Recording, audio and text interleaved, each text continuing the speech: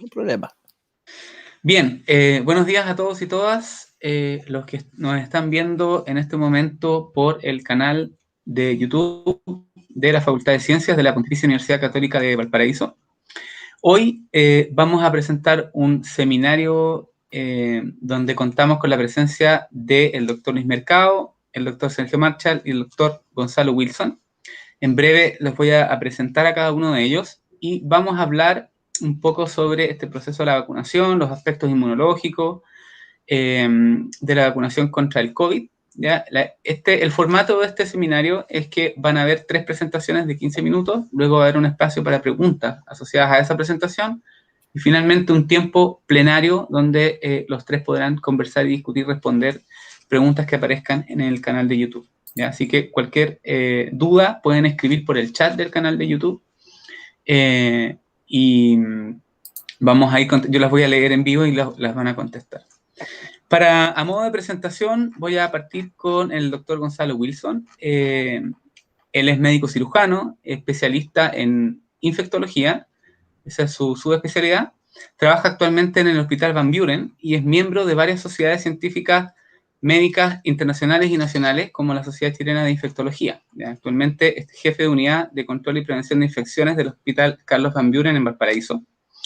Y también es profesor auxiliar en el Departamento de Medicina de la Escuela de Medicina de la Universidad de Valparaíso. Y agradecemos, por supuesto, tu presencia, Gonzalo, hoy día con nosotros. Muchas gracias por la invitación y por considerarme.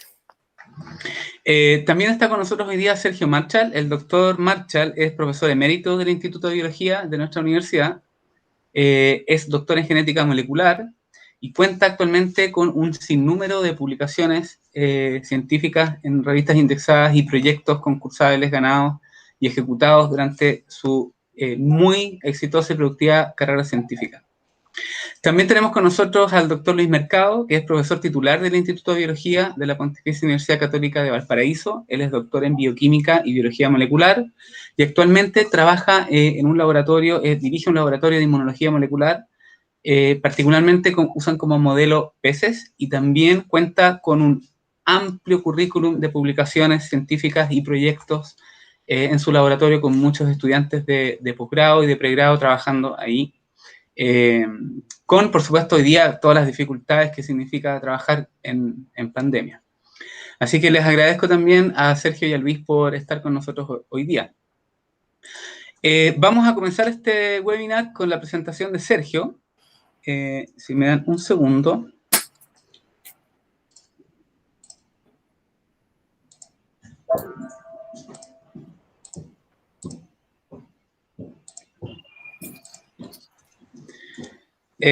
Ok, Sergio. Sí. Aquí estoy. ¿Se ve bien, no? Sí, asumo.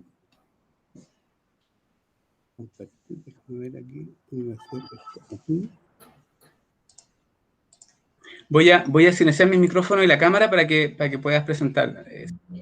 Perfecto. Muchas gracias por la invitación.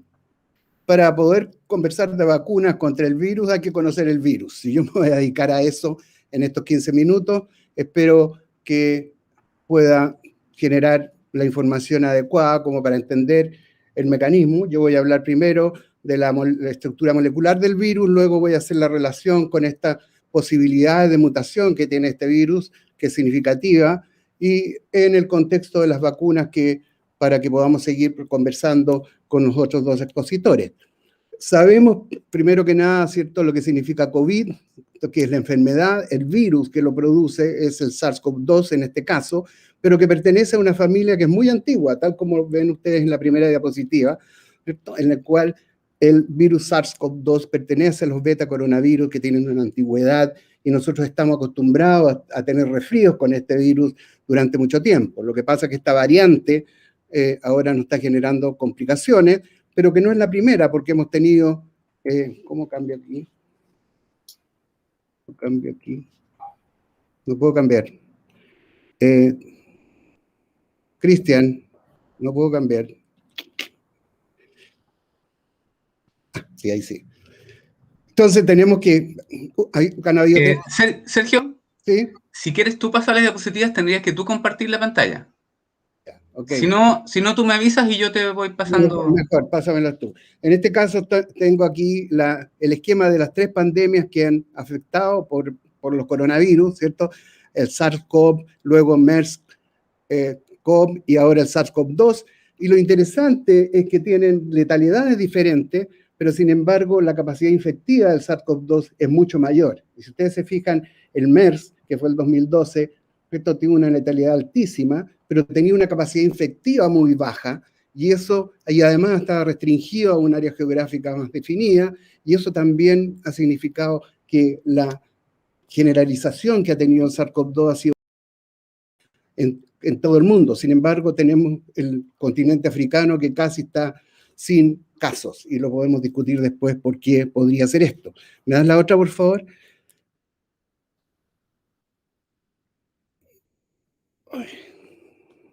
¿Tú me la vas a dar, Cristian?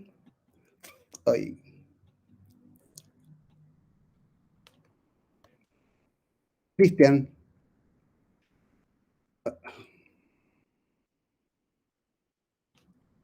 Bueno, el origen... Ahí avancé la diapositiva. Por supuesto. El origen entonces se sabe que es zoonótico, es decir, pasó de animales al hombre, y ahí tenemos nosotros la distribución de cuál ha sido aparentemente en las 3 pandemias, ¿cierto? Y con animales intermediarios. Es interesante que el MERS-CoV todavía está vigente, pero sin embargo está circunscrito porque hay una contaminación entre dromedarios y los miembros de Arabia Saudita, y está restringido a esa área. Sin embargo, lo que pasa con el SARS-CoV-2 es que está extremadamente generalizado. La otra, por favor.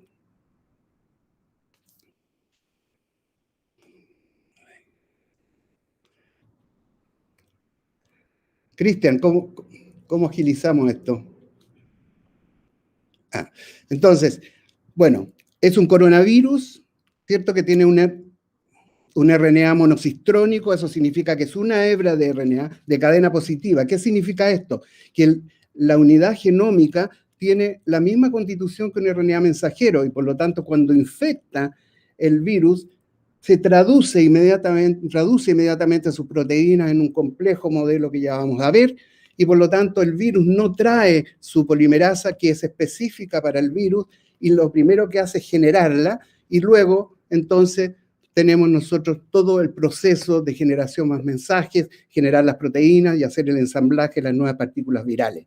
Entonces, ese sistema es extremadamente eficiente en este caso, pero la complejidad es que el genoma es extremadamente grande, es el más grande de los virus de RNA. Si uno compara, por ejemplo, con el virus de la inmunodeficiencia adquirida, que tiene alrededor de 10.000 nucleótidos, este tiene 30.000 nucleótidos, y tiene 14 marcos de lectura funcionales, es decir, que puede generar una gran cantidad de proteínas, de las cuales 2 codifican las proteínas para la síntesis de la polimerasa, que es extremadamente importante porque es la que replica y luego transcribe los RNA mensajeros variables, y tenemos que los 12 restantes ORF generan las 4 proteínas estructurales, que son las que todo el mundo conoce, pero también hay que decir que hay 8 proteínas accesorias y 16 proteínas no estructurales que juegan roles importantísimos en la expresión del virus y en la eficiencia con la cual este se expresa dentro de los sistemas biológicos. ¿Me dan la siguiente, por favor? Esta es la estructura del virus, y como ustedes pueden ver, es un virus con membrana, es decir, con lo que se llama envoltura, que es derivada de la célula de la cual sale, y tiene estas protuberancias que están en color celeste, que es la proteína más importante y sobre la cual todo el mundo está centrando la atención, que es una proteína glicosilada, que es la que sobresale y actúa como receptor del virus para poder encajar en el receptor celular, que en ese caso es de una eficiencia extraordinariamente alta. También tenemos ahí la proteína de la nucleocápsida, que es la que protege el RNA que está en rosado, ¿cierto? Y otras glicoproteínas también de membrana, que constituyen los elementos más importantes de la estructura externa o interna del virus. ¿Me das la siguiente, por favor? Entonces, si nosotros queremos hacer una explicación simple en el sentido de que el virus de RNA positivo, ¿cierto?, es capaz de generar actuar como mensaje apenas infecta la célula, y los ribosomas celulares entonces generan las proteínas correspondientes, que son precursores, que ya vamos a ver, ¿cierto?, que son de una complejidad bastante grande, y una de esas proteínas es la RNA, el conjunto de RNA polimerasa, que permite que se genere a partir del RNA genómico también un complemento de RNA negativo, que va a ser el que va a poder generar a su vez una gran cantidad de RNA positivos genómicos, que son los que se van a envolver más tarde como nuevas partículas infectivas. Pero al mismo tiempo va a generar en lo que se llama una transcripción secundaria más mensajes que van a ser traducidos para generar las proteínas que van a ser requeridas en diferentes concentraciones para cumplir con el propósito de armar una nueva partícula infectiva. ¿Me das la siguiente, por favor? Cuando uno se imagina la salida de virus de una célula, miren ustedes, esta es una microfotografía electrónica de una célula in vitro infectada con el virus, y las bolitas amarillas son todas las partículas virales que están saliendo. Entonces, por eso que es la agresividad significativa que tiene el virus para poder infectar y generar una gran cantidad de partículas, que es lo que permite entonces que la biomasa que podemos tener de partículas virales sea tan significativamente alta. Y en un paciente se piensa que puede tener entre 10⁹, 10⁻11 partículas virales, lo que significa una capacidad de diseminación también extraordinariamente grande. ¿Me da la siguiente, por favor? Ahora, ¿cuál es el otro componente importante en este sentido de eficiencia de la infección viral? Que hay receptores virales. En realidad son proteínas de alta importancia para algunos sistemas celulares que están en la superficie, que el virus aprovecha de usar como receptor. El principal es una enzima convertidora de angiotensina que se llama AC2, y que en esto es de una complejidad bastante grande, pero que tiene que ver con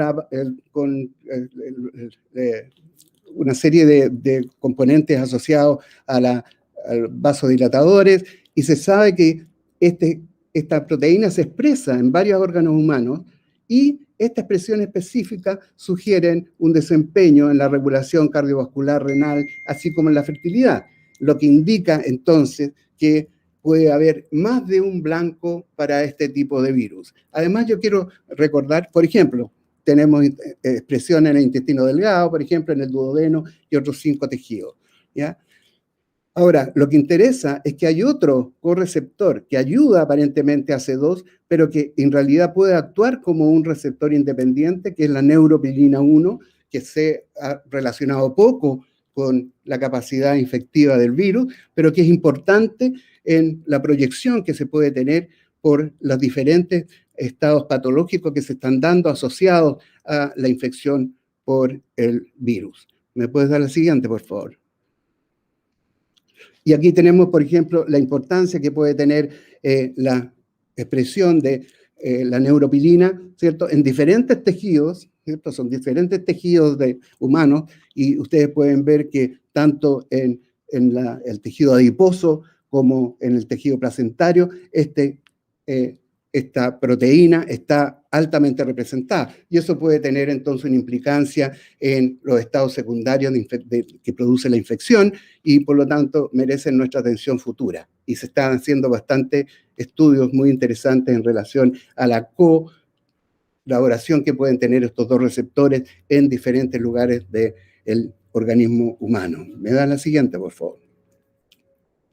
Bueno, entonces, como les decía, este es el modelo que uno puede pensar por qué el virus es tan eficiente, porque la proteína S, ¿cierto?, que es el receptor viral, encaja casi perfectamente como si fuera una llave dentro de la chapa correspondiente para abrir esa puerta, por decirlo de alguna manera. Y esa eficiencia, entonces, es lo que hace que la capacidad infectiva sea tan significativamente alta en este tipo de virus, que no es igual en el caso del SARS inicial, ¿cierto?, del 2002, ni tampoco del MERS en el año 2012. La siguiente, por favor. Si nosotros hacemos un análisis de cuáles las poliproteínas o las poliproteínas que se generan a partir de la traducción del mensaje cuando el virus infecta, podemos decir que todo lo que está en el lado izquierdo, ¿cierto? La traducción primaria va a generar todas las proteínas no funcionales, pero internas, y vamos a tener una serie de mensajes secundarios, los 10 mensajes que ustedes pueden ver, para generar las diferentes proteínas que nos van a constituir, gracias a la acción de enzimas proteolíticas, el procesamiento de ellas. La que importa es la proteína S, que es la más importante, ¿cierto? Porque es la que está en la superficie y la que supuestamente es la que actúa como el receptor viral. Y si me da la siguiente, por favor. Podemos ver que en este esquema, en que tenemos representado todo el genoma, pero está amplificada la región rosada que corresponde a la proteína S, y tenemos la comparación de secuencia con diferentes variantes de SARS. Y nosotros tenemos ahí, si ustedes se fijan, el SARS humano, SARS-CoV-2, el de murciélagos y otros humanos que producen resfríos comunes, pero lo interesante es que el SARS-CoV-2 tiene esa región adicional, que es una región de polibásica con aminoácidos básicos, que aparentemente la presencia de ellos, que no está en ninguno de los otros virus, aumenta la transmisibilidad de SARS-CoV-2 versus SARS-CoV-1 por lo menos, y facilita la maduración del precursor de la proteína S, porque está justo en el lugar de procesamiento entre las dos fracciones que van a ser los precursores de la proteína S, y eso entonces facilitaría que la proteína S fuera armada de una manera relativamente rápida y pudiese entonces interaccionar en este sentido llave-chapa con el receptor celular. Me dan la siguiente, por favor. Bueno, y este sería el esquema global que tenemos nosotros de la infección del virus, ¿cierto? El virus reconoce el receptor, se desnuda, por decirlo así, su RNA inmediatamente se traduce porque tiene características de mensajero, se generan muchas proteínas, entre ellas la RNA dependiente, RNA polimerasa, que no existe en las células humanas y por lo tanto puede generar no solamente los diferentes mensajes, sino que también el complemento de RNA negativo para generar más unidades genómicas y por lo tanto ensamblar y usar toda la maquinaria de ensamblaje de la célula, sistema reticular de Golgi, ¿cierto? Para luego armar las partículas y salir por exocitosis o también por yemación. ¿Me das la siguiente, por favor? Bueno, no, sáltate esta, por favor. Nosotros tenemos entonces la posibilidad de ahora hacer un análisis de cuál es la importancia de lo que el proceso infectivo dentro de una célula. Y lo más relevante es que nosotros tenemos que hay, en este caso, vamos a tener con la línea azul la infección por el virus, y luego la aparición de los diferentes tipos de inmunoglobulina que pueden ser evaluadas en este momento, que son la inmunoglobulina G y la inmunoglobulina M, ¿cierto? La inmunoglobulina M inicialmente y luego la G, que supuestamente es la que nos daría la protección en el tiempo. Pero si ustedes se fijan, hay un tiempo en el cual está la presencia del virus, pero las personas son asintomáticas. Entonces, la carga viral de los asintomáticos es muy importante, porque eso significa que están produciendo el virus, pero sin generar la sintomatología aún de la enfermedad, lo que significa entonces un peligro, en lo que significa la potencialidad de la dispersión. Por lo tanto, este gráfico es muy importante para entender cuál es la evolución que puede tener un sistema y por qué en un momento dado, ¿cierto?, la aparición de inmunología, supuestamente los anticuerpos protectores, puede ser tan relevante. Y la idea de que no caiga y se mantenga en el tiempo puede ser la alternativa que estamos buscando, aunque se sabe que ya hay un tiempo definido en el cual aparentemente se está perdiendo esta inmunidad, pero me imagino que esto va a ser tratado más adelante por los otros expositores. ¿Me das la siguiente, por favor? Entonces, uno de los grandes problemas también que tenemos con el virus es que el virus es un virus de RNA que normalmente muta mucho. Y estas mutaciones, ¿cierto? Primero, con la asociación, la transmisión tan descontrolada por la gran cantidad de virus que se genera de una célula infectada, y en muchos lugares del mundo, ¿cierto? La tasa de mutación es relativamente grande, 1 o 2 mutaciones por mes. Se han identificado algunas que han adquirido mutaciones a mayor velocidad. Y si me dan la siguiente, nosotros tenemos que entender que en los virus de RNA, toda la población de virus no necesariamente son todos iguales. Es el concepto que se llama cuasiespecie. Entonces tenemos diferentes variantes hasta que uno se estabiliza. Y en el gráfico que ustedes pueden ver ahí, tenemos lo que se llama el cambio antigénico, el shift, antigenic shift, que significa que esa escalerita es que mutantes se van acumulando hasta que de repente una de ellas sobresale y por lo tanto el sistema inmune no la conoce y por lo tanto puede venir una pandemia o puede venir una infección nueva, y es lo que pasa con gran cantidad de virus, influenza, VIH y otros. ¿Me das la siguiente, por favor? Entonces, esto es importante para considerar cuál es el impacto que puede tener en las vacunas.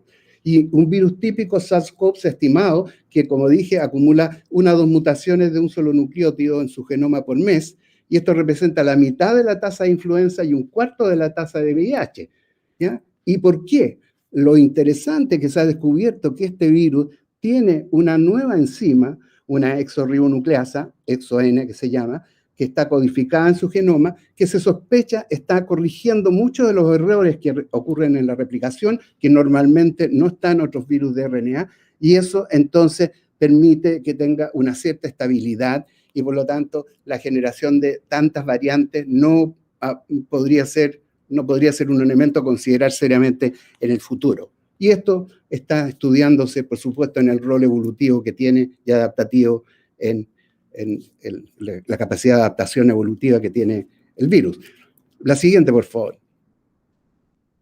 Bueno, ustedes ven en este gráfico que teniendo los 30 kilobases del genoma, hay un lugar donde hay un sitio específico o una región específica donde se acumulan las mutaciones, y eso es de la proteína S. Y por lo tanto, pensar en cuántas variantes de esas mutaciones pueden haber, que son los cambios a veces de un solo aminoácido, es extremadamente significativo. Y entonces, por eso se está concentrando toda la atención en definir las variantes que tiene la proteína S. ¿Me das la siguiente, por favor? Y aquí podemos entender entonces cómo con las cepas más conocidas, que son la cepa británica, la primera línea, ¿cierto? La sudafricana, la segunda línea, y la brasilera y la japonesa en la tercera línea, en que hay mutaciones puntuales, ¿cierto? En esta región de la proteína S, en el cuadrito azul está la unión, donde está la región de unión de AC2 con la proteína S, y tenemos algunas que están conservadas. Si ustedes se fijan, aquí la 614, ¿qué significa? El aminoácido 614 que cambió un aminoácido, en este caso de ácido aspartico a glicina, y por lo tanto está conservada en varias de las variantes que están generando problemas en diferentes partes del mundo, así como está también la N501, que hay un cambio también significativo ahí de un aminoácido por tirosina. ¿Me da la siguiente, por favor? Ahí podemos tener entonces una relación más simplificada de cuáles son las mutantes, y ustedes tienen la británica con no solamente que tiene una mutación, ¿cierto? Que asparagina a tirosina, que la asparagina es un aminoácido que normalmente se glicosila, y la tirosina uno que se fosforila, por lo tanto hay capacidades de modificar por el solo hecho que se haya cambiado un aminoácido dentro de la proteína que tiene un tamaño relativamente grande. Y también tiene deleciones que afectan entonces que la estructura de las proteínas pueda variar. Y ustedes tienen abajo, ¿cierto?, los 5 modelos en los cuales está la proteína, la región de la proteína S completa en el SARS-CoV-2 inicial, y cómo se han ido generando las mutaciones por deleción o por cambio de aminoácido en cada una de las variantes. Y eso es el estudio que permite en este momento la posibilidad de secuenciar todos los genomas. La trazabilidad entonces genómica es relativamente importante. ¿Me das la siguiente, por favor?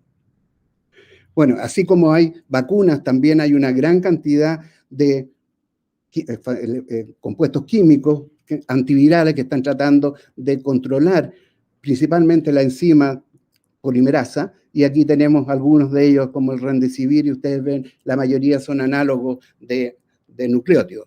¿Ya? Y aquí está el famoso remdesivir, pero hay otros que han sido usados, pero hay un nivel de no aplicación directa que no están contribuyendo a controlar la enfermedad y también que tienen un efecto tóxico. Y por lo tanto las vacunas son lo que está llevando la delantera en estos momentos. Y si me dan la siguiente,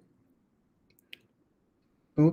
Tenemos cerca de más de 90 vacunas que están en las diferentes fases, y como tienen ustedes ahí en el cuadrito, ¿cierto? En fase 1, fase 2, fase 3, algunas que han sido abandonadas, pero principalmente nosotros tenemos alrededor de 6 que están autorizadas en gran parte del mundo. Y me dan la siguiente, por favor. Y tenemos entonces aquí cuáles son, ¿cierto? La de Oxford, la Universidad de Oxford con AstraZeneca, Moderna, Pfizer, la rusa, Gamaleya, la Sinovac, la Sinopharm, que también es china, de otro consorcio que todavía no llega a Chile, Johnson & Johnson, que está en conversaciones en Chile, y ahora la aprobación hace poco de CanSino, que la mayoría de ellas tienen diferentes modalidades, y las diferentes modalidades son que llevan vectores virales, adenovirus principalmente, o los RNA mensajeros de la proteína S en más de una modalidad, o los virus inactivados, que es lo clásica, y es principalmente la Sinopharm que nosotros estamos usando como Sinovac. ¿Me dan la siguiente, por favor? No, sáltate esta, por favor.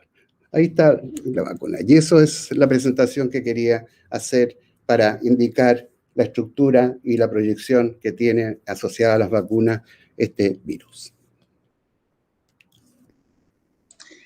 Muchas gracias, Sergio, por tu presentación. Estamos un poquito pasados del tiempo del programa, pero muy interesante, te agradezco lo que nos presentaste. Hay espacio para una pregunta, y aquí en el chat en vivo preguntan si la proteína que el COVID reconoce en el cuerpo podría ser bloqueada. Sí, de hecho es bloqueada. En estudios in vitro se bloquea con un anticuerpo monoclonal, y eso ha permitido dos cosas. Primero, demostrar que es el receptor específico, y por otro lado, de que había infección en algunos sistemas adicionalmente, y se pudo demostrar entonces la acción de la neuropilina, este segundo receptor, que podría estar también participando en la infección de otros tejidos. Gracias, Sergio. Hay otra pregunta, la vamos a dejar después para el tiempo plenario, y dejo con ustedes entonces a Luis Mercado, que nos va a presentar ahora. Luis. Gracias, Cristian. Agradezco la invitación que me hizo el decanato de la Facultad de Ciencias para hablar un poco acerca de la respuesta inmune de nuestro organismo hacia el SARS-CoV-2.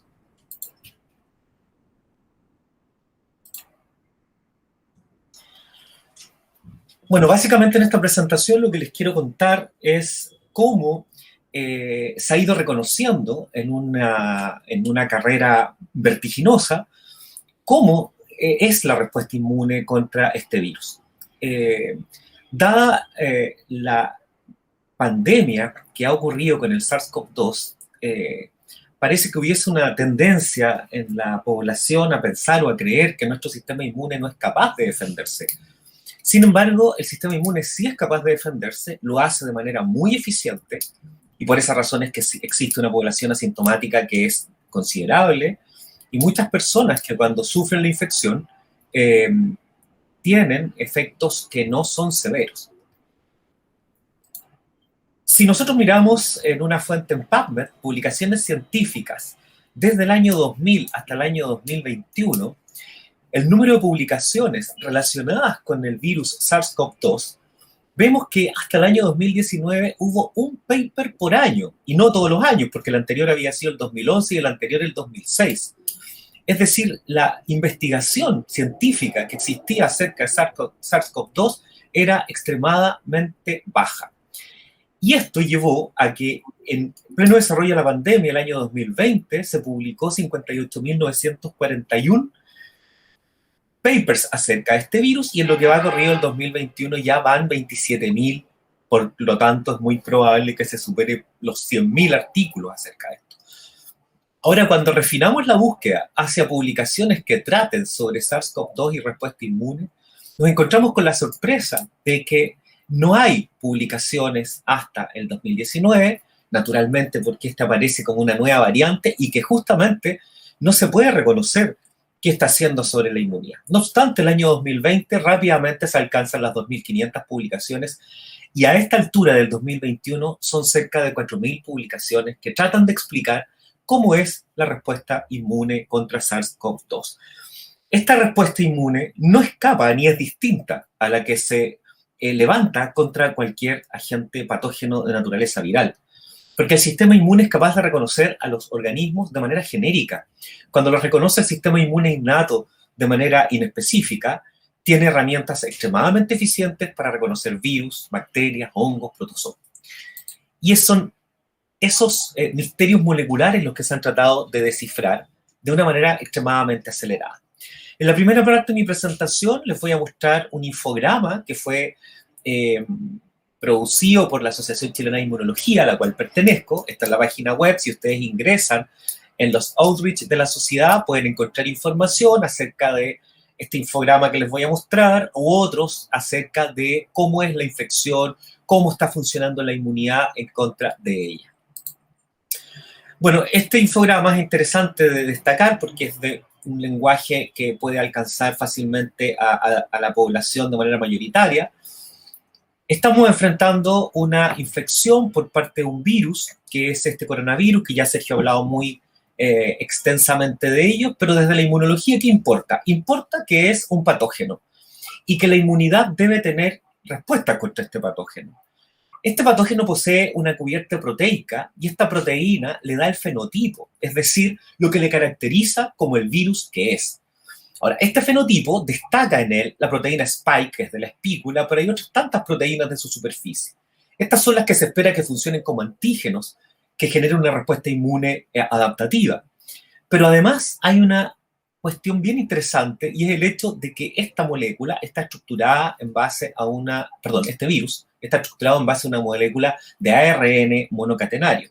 Y el sistema inmune es capaz de sensar, es decir, de captar y de coordinar las respuestas inmunes cuando toma contacto a través de receptores específicos con moléculas como esta. En otras palabras, el ARN viral per se es un estimulador del sistema inmune. ¿Cómo se transmite este virus? Lo que hemos visto en la televisión y en todos los medios de difusión es que tratamos de usar mecanismos que bloqueen, porque a través de las vías aéreas, cuando estamos hablando, puede llegar estas partículas virales a otro individuo e invade inmediatamente lo que es las vías respiratorias. Ahora, hay dos momentos de infección, uno que se conoce como las vías aéreas altas y otro que va hacia el árbol bronquial. Cuando ya se instala a nivel pulmonar, indudablemente que es mucho más severo. Ahora, aquí existe una barrera epitelial a nivel de los pulmones, en donde existen muchas células ciliadas que son capaces de mover la mucosidad que está en estas vías aéreas, pero estas son las principales células infectadas por el virus. De esta manera, cuando ocurre la infección, que ya Sergio nos comentaba, con la eficiencia que este virus es capaz de infectar, va a tomar contacto con estas células, pero estas células inmediatamente son capaces de emitir señales. En los primeros 2 días hay replicación viral, pero en los siguientes días, del tercero al quinto de infección, aparece una movilización de estas células del sistema inmune.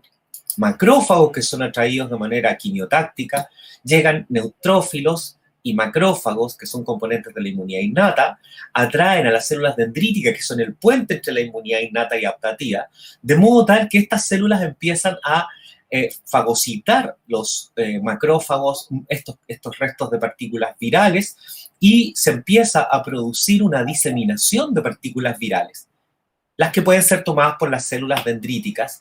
Y en este momento es un momento de bastante inflamación y es un momento también en que el sistema inmune innato trata de defender al máximo el organismo. Pero como este virus presenta una persistencia en las vías aéreas, es que se empieza a activar el sistema inmune adaptativo a través de la migración de células dendríticas hacia los ganglios linfáticos más cercanos, que pueden ser los axilares o los ganglios en el cuello. Por lo tanto, del día 7 hacia el día 14 comienza la siguiente fase de defensa del organismo, que es la de la respuesta del sistema inmune adaptativo. Y aquí es muy importante porque el sistema inmune adaptativo es el que va a ser capaz de desarrollar lo que se llama una inmunidad adaptativa celular y una inmunidad adaptativa humoral o molecular. La humoral o molecular es la que más conocemos cuando la inmunidad adaptativa produce anticuerpos contra el virus. La que menos conocemos es la inmunidad adaptativa celular, cuando los propios linfocitos son capaces de estimular los propios linfocitos estimulados son capaces de destruir células infectadas por el virus o de activar macrófagos para que ayuden en esa destrucción. Este esquema que aparece aquí, que a lo mejor si lo miran puede verse complejo, yo quiero aprovecharlo para transmitirles cuáles son los principales mecanismos de defensa antivirales. Pensemos que estamos en el pulmón, pensemos que estamos en una célula epitelial de cualquier lugar de la vía aérea, que es la que va a tomar contacto con este virus que está aquí, y este virus va a generar un proceso de infección cuando ingresa a la célula en estas vesículas endocíticas.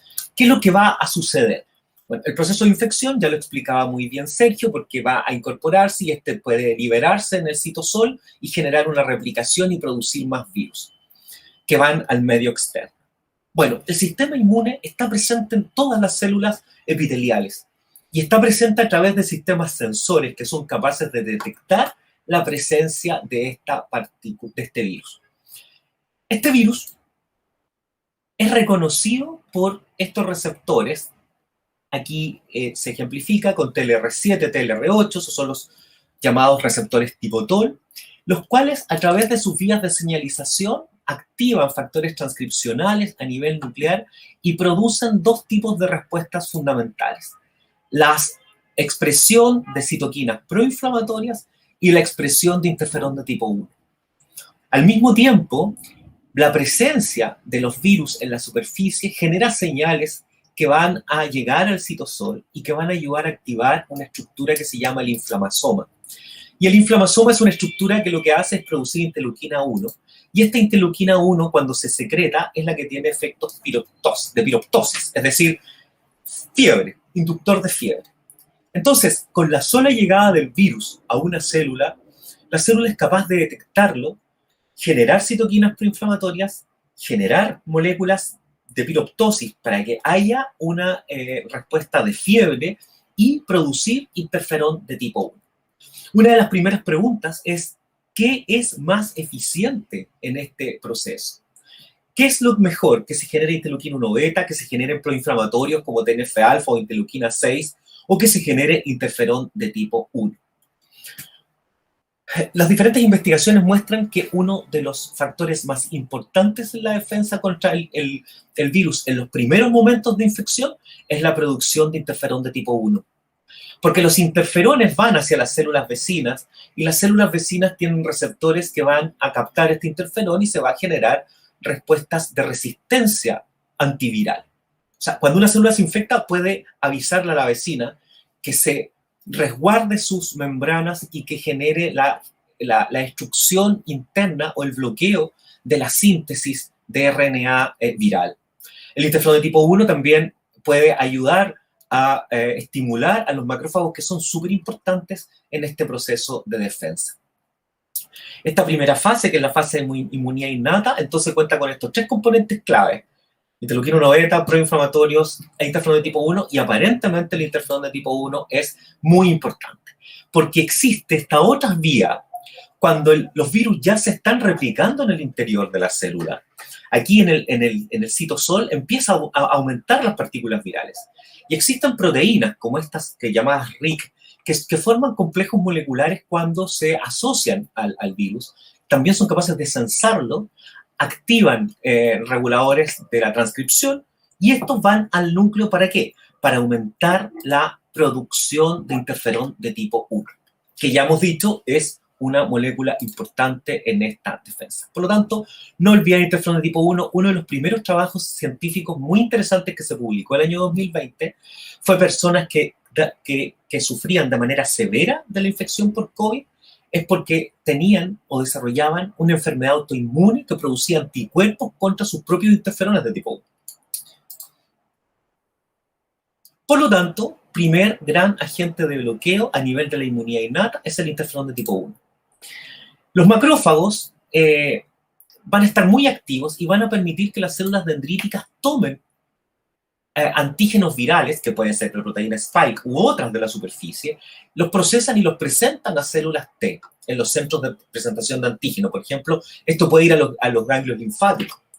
Estas células dendríticas tienen una habilidad que se las llama doble presentadoras, porque pueden presentarlo tanto a linfocitos T, CD4, los helper, como los CD8, que son los auxiliares.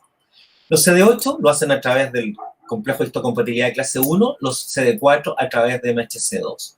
Y esto genera una expansión clonal, es decir, cuando se le presenta este antígeno a los CD4, a los CD8 naïf, células vírgenes, ellos pueden expandir clonalmente y ello quiere decir que generan muchas copias iguales y todas son capaces de salir a defender. ¿Cómo? Los TCD8 van a lisar porque reconocen a través de MHC1 a células que están infectadas por el virus y las destruyen. Eso se llama citotoxicidad de la inmunidad adaptativa celular y que hay destrucción de las células virales. Pero también puede haber inmunidad adaptativa celular por activación de macrófagos, que es lo que hace los TCD4, activan a los macrófagos. Y también puede haber inmunidad adaptativa molecular, que es cuando los CD4 positivos son capaces de estimular a los linfocitos B para que produzcan anticuerpos. Y estos anticuerpos son los que van a generar este otro mecanismo de defensa importante.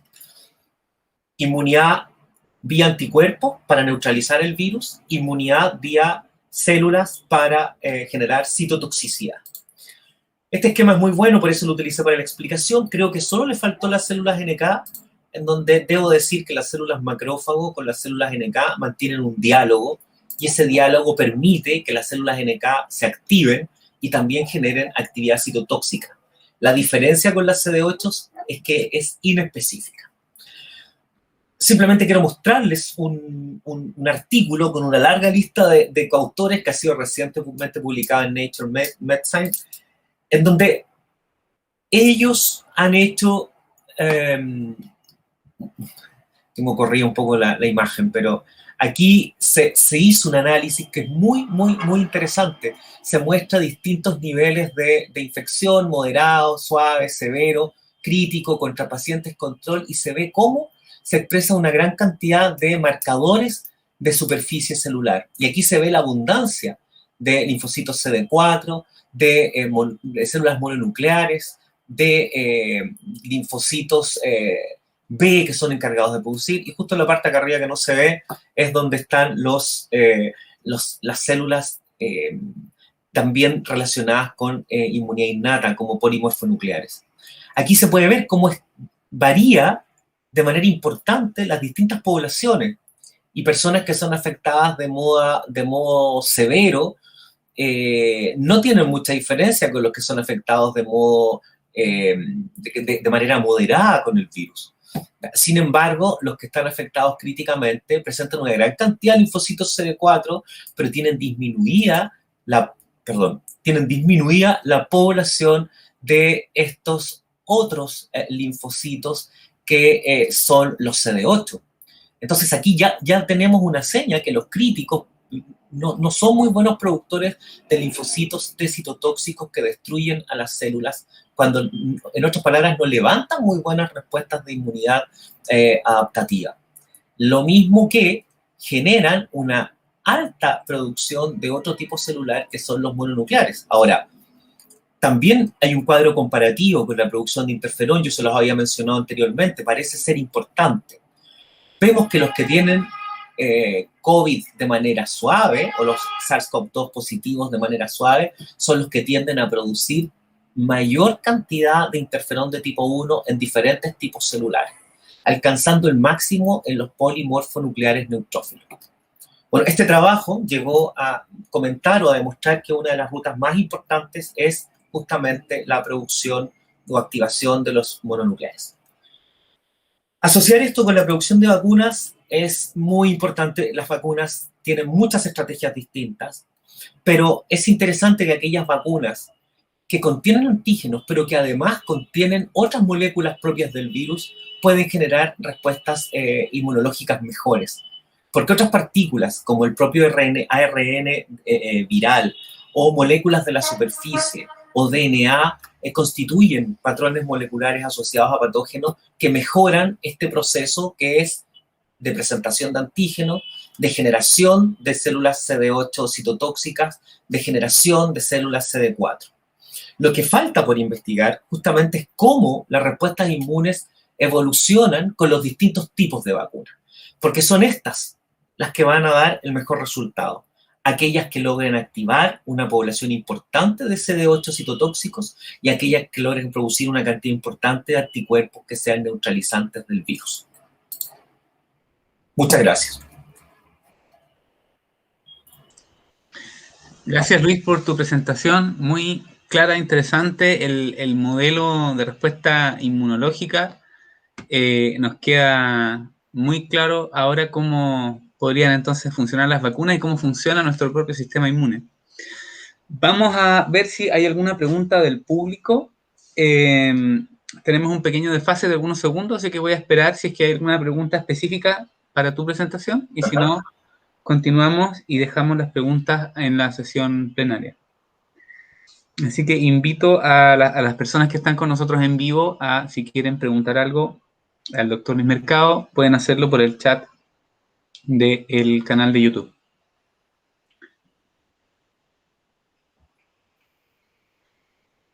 Y bueno, a continuación vamos a seguir con la presentación del doctor Gonzalo Wilson, que es un médico que trabaja en el Hospital Van Buren, infectólogo, como lo presentamos al inicio, y mientras la gente sigue con las preguntas, Gonzalo, te invito a compartir tu presentación.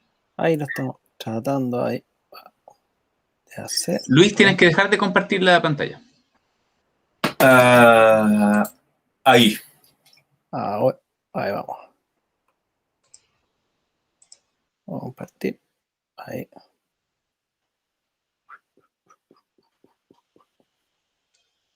Dice que...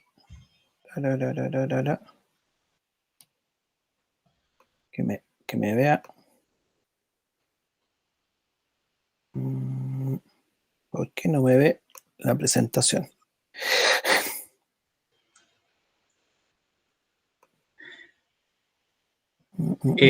¿Te conviene presentar una ventana, que es la de la presentación? ¿Ventana? Sí, ¿ya? En vez de la pantalla completa. Ahí, no sé, ahí la encontré. Ahí parece que ya se ve. Ahí está. Ahí sí. Perfecto. Bien, Gonzalo, por favor, adelante. A ver, quiero agradecerles primero que nada la invitación, y por deformación de uno siempre presenta en el área de medicina conflicto de interés. En realidad no tengo ninguna patente ni nada de eso. Y soy funcionario público del Hospital Van Buren, pero todo lo que yo diga lo hablo a nota personal, así que no represento ni soy ningún abogado oficial del ministerio, para que ni tengo que ver con la subsecretaria Daza para hacerle preguntas. Ahora, en realidad, hablarles de vacuna en 15 minutos y siendo el último, y en realidad con presentaciones bastante completas, traté de darle un giro un poquito distinto. Les voy a tratar de mostrar muy rápidamente en qué situación está a nivel mundial y regional el COVID. ¿Y qué impacto tiene esto con respecto a las vacunas? Y siempre orientándome a poder romper un poco los mitos que existen, porque hay bastantes mitos que hay con respecto a esto. Y esto obviamente es dentro de 15 minutos. Estos son simplemente para mostrarles las últimas pandemias que han habido en los últimos 20 años. No es nada nuevo, los virus nos vienen azotando hace bastantes miles de años. Y este tiempo, en realidad, para Chile, habíamos dado que somos una isla de un punto de vista infeccioso, con la cordillera, el océano Pacífico, no recibimos nada con respecto a Zika, a chikungunya, ya dengue tenemos en Isla de Pascua, pero es una cosa bastante extraordinaria. Pero estos virus siempre no habían estado. Pero dado las características del SARS-CoV-2, que en realidad ya sabemos que apareció en agosto del 2018, pero China recién lo comenzó a reportar a finales ya de ese año, y toda la alerta que vino en diciembre. Y hasta la fecha nos ha tenido a nosotros, por lo menos en infectología, de cabeza con toda esta cosa, con toda una carrera de conocimiento que creo que en un año hemos descubierto más cosas que lo que hemos tenido el VIH en los últimos 30 años o con la tuberculosis hace más de 500 años. Entonces, todo este virus que hemos ido viendo afecta principalmente el árbol respiratorio, ¿ya? Con un cuadro de inflamación y con más que un distrés respiratorio, que es lo que nosotros hablamos, ya con toda una falla respiratoria catastrófica y un daño pulmonar bastante importante, que es lo que finalmente ocasiona todo este fenómeno de muerte. Ahora, no todos la gente que se infecta con SARS-CoV-2 y produce un COVID termina en la UCI conectado a un ventilador mecánico. Eso en realidad es un porcentaje que varía en ciertos lugares, un 10, un 15%. Pero lo que sabemos es que el cuadro más grave ocurre recién a los 7, 10 días de iniciada la clínica. Y ahí es cuando golpea más fuerte. O sea, un paciente que inicialmente es asintomático, 2 días, después comienza con fiebre, comienza con tos, y se confía al 5.º día de que está bien, que no le va a pasar nada, pero lo estamos recibiendo después del 7.º día con una falla respiratoria bastante importante. Sabíamos que los mayores de 60 años eran los que hacían cuadros más graves y si es que lo hacían, más catastróficos, pero en realidad vamos a ver que eso ha ido cambiando un poquitito. Gonzalo, ¿Sí? ¿puedes poner tu presentación en pantalla completa? Ya. Estamos viendo solo la primera diapositiva. ¡Ah, chuta! Déjame ver. Ponerlo. Acá de compartir. Yo pongo pantalla completa. No, en el archivo de la presentación, ponerla en presentación, en modo presentación. Ah, ya. No, es que lo estaba poniendo en modo presentación. Por eso me parece... Ah, pero no habían avanzado. Estábamos pegados en la primera y se veía como no presentando. A ver, una ventana.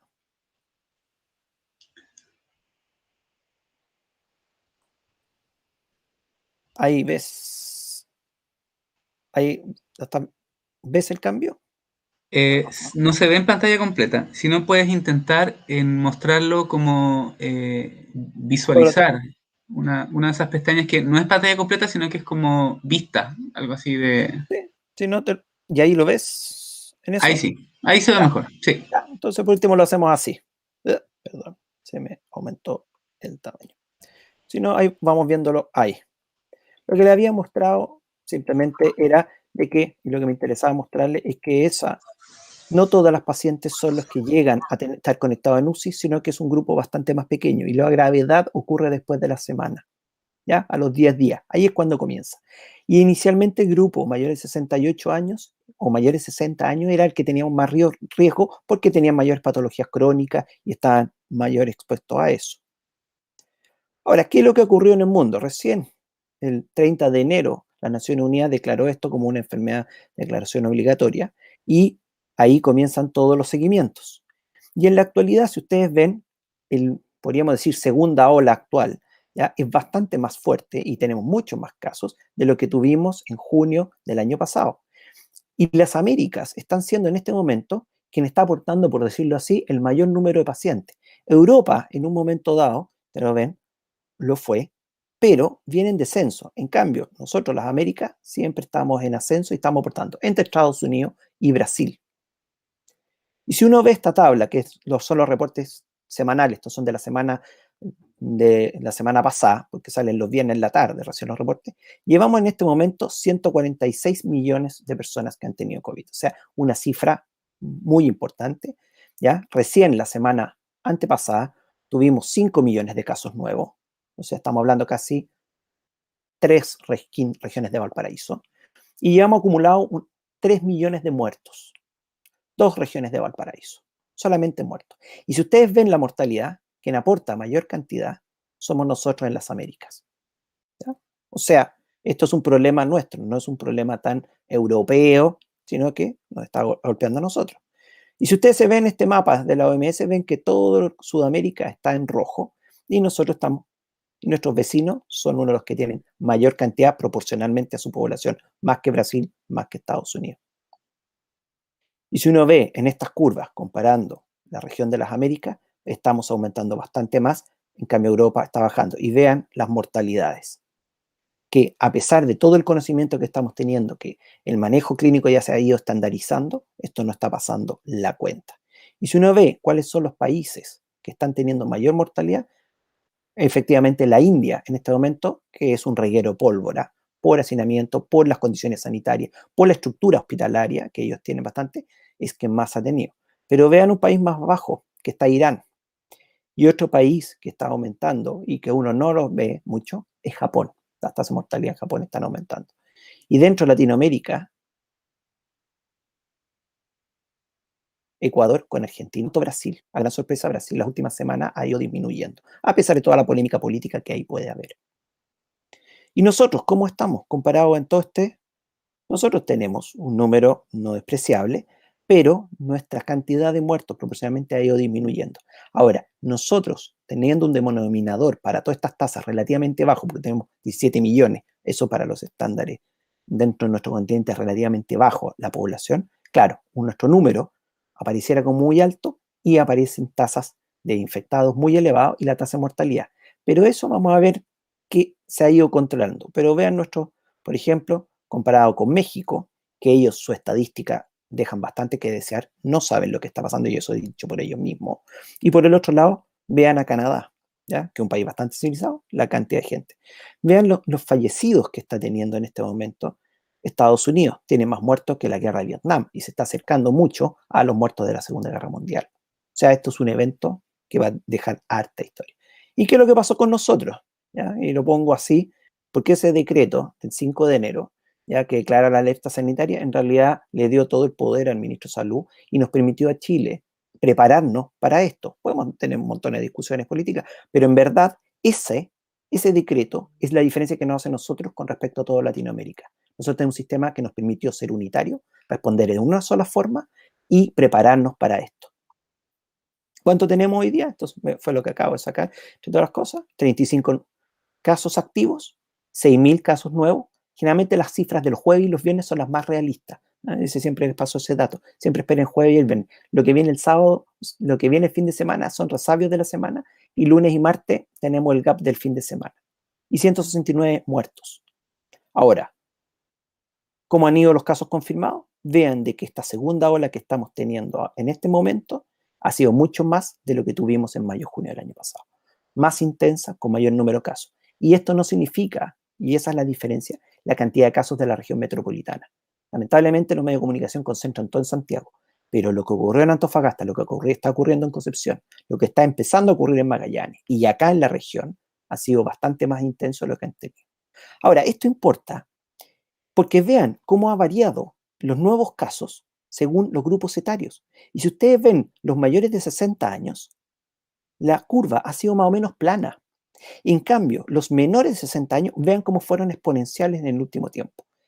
¿Y por qué pudo haber sido eso? Hemos tenido a todos nuestros abuelos encerrados desde el año pasado. La diferencia fue probablemente la vacuna y un tema de autocuidado, que la gente se empezó a olvidar. Si vemos hospitalizaciones, vean que quienes más hemos tenido hospitalizados son menores de 60 años. Los adultos mayores, al contrario, han disminuido el número hospitalizado. Y pacientes que han ingresado a la UCI, y eso lo han escuchado en las noticias, la gran mayoría son menores de 60 años. Los adultos mayores que en un primer momento, el año pasado, fueron nuestro dolor de cabeza, en la actualidad ha ido disminuyendo proporcionalmente. Y esto es otro dato importante para que sepan. El COVID se ha comportado en forma muy distinta en las regiones, muy distinta. Lo que pasa en Valparaíso, que ustedes ven, fue un pequeño pic en eso, y ahora nos golpeó muy fuerte. Vean lo que ocurrió en la región de Tarapacá o Antofagasta, fuertísimo, no lo vimos en las noticias. Atacama también. Vean en Magallanes que tuvieron su primer brote, segundo, ¿ya? Y ahora están probablemente comenzando un tercero. Vean Coquimbo. En cambio, la región metropolitana, que tanto hablan los medios, tuvieron su gran brote y actualmente no está teniendo tanto. Y nosotros, localmente, tuvimos la cifra de ayer, todavía no sale, 326 casos, pero vean que la tendencia ha ido a la disminución. Hace 2-3 semanas atrás estábamos sobre 700 casos. En la actualidad estamos con 300. Y eso son lo que responden. Por lo tanto, podríamos y tenemos una luz de esperanza que las siguientes 2 semanas puede hacer que la carga hospitalaria vaya bajando. Y esta es nuestra región. Vean, ahí están todos los casos activos. 1.000 casos, 900 y tantos casos activos en Valparaíso, en Viña, además, las distintas comunas. Y ahora va a haber un cambio. Pero eso es lo que está pasando. Ahora, ¿qué son las regiones que en este momento, o las comunas que tienen mayor número de casos activos? Viña del Paraíso estamos acá abajito. Puente Alto y Maipú aparecen con muchos casos, pero eso no tiene un impacto tanto en la región metropolitana. Pero si lo vemos, el número de casos acumulados, Viña del Paraíso siempre hemos estado, podríamos ir en el ranking de los top 10. Y el número de casos en pacientes de UCI ocupadas a nivel país, que todo el mundo habla de la famosa última cama, en realidad se ha hecho un milagro y hay que considerar de que al inicio de la pandemia en Chile existían menos de 1.000 camas de camas intensivos. En este momento estamos sobre las 4.200 disponibles, ¿ya? Pero no todo es COVID. Hay pacientes que son no COVID que nos están ocupando camas. Y en las regiones también se dispone de un número de camas y permite este sistema integrado movilizar pacientes de un lado a otro. Pero vean las edades que están ingresando a las UCI. Lo que más ha aumentado son pacientes de 50 a 59 años. Y ese grupo era el grupo que, entre comillas, era joven, y lo que pensábamos. En cambio, vean que el grupo de mayores de 70 años fue disminuyendo. No estamos, porque están vacunados y están haciendo, digamos, son bastante más disciplinados. Y el grupo menor de 30 o menor de 40 está teniendo también en aumento. ¿Ya? Y las muertes, lo mismo que les dije, cómo han ido aumentando en pacientes jóvenes. Ahora, ¿qué tiene? Y eso guárdenlo porque vamos a ver el tema después de las vacunas. ¿Por qué es importante vacunarnos? O desde el punto de vista yo de médico, no me meter tanto. Porque tiene varios objetivos. Objetivo, prevenir adquirir la infección. Un caso, la hepatitis B. Prevenir desarrollar la enfermedad después de la infección. Me infecto, pero evita desarrollar la infección. Caso coqueluche o meningococo. Prevenir desarrollar la forma grave de la enfermedad, que es el caso de la vacuna de influenza estacional. Puede que nos infectemos, puede ser que sea como un resfrío muy leve, pero no desarrollemos una gran enfermedad. O la vacuna al neumococo, del streptoneumoniae. Y finalmente, que es el sueño del pibe de todo, que es disminuir el agente circulante y erradicar la enfermedad. El caso de la viruela y lo que se logró, y el caso de la polio que se está peleando para poder lograrlo. Ahora, ¿qué son estos dibujos al lado? Esta es la expedición de Balmin, que en el siglo XVIII, finales del siglo XVIII, partió siguiendo los trabajos de Jenner para vacunar las colonias de América contra la viruela. Inclusive traían niños con viruela para producir ahí la viruela. Piensen que en el siglo XVIII ya se tenía la visión sanitaria de hacer eso. Y una de las grandes acciones sanitarias en Chile, en el gobierno de José Miguel Carrera, fue reinstaurar la vacunación de viruela, contra la viruela. O sea, vemos que Chile tiene una tradición de vacunación extensísima, de 200 años. Las vacunas para el chileno no es algo nuevo, ¿ya? Todo estos movimientos antivacunas es algo nuevo, algo artificial, que no iba con nosotros, ¿ya? Por lo tanto, ya sabiendo que para qué nos sirven a nosotros los doctores las vacunas, tenemos bastantes modelos de vacunas y las que principalmente se están usando, se están desarrollando, son con virus inactivado, que es el mismo modelo que hemos utilizado siempre con la vacuna de influenza estacional, y por el otro lado, con vectores virales, que ya los presentaron. Ahora, ¿cómo vienen los desarrollos de una vacuna? ¿Ya?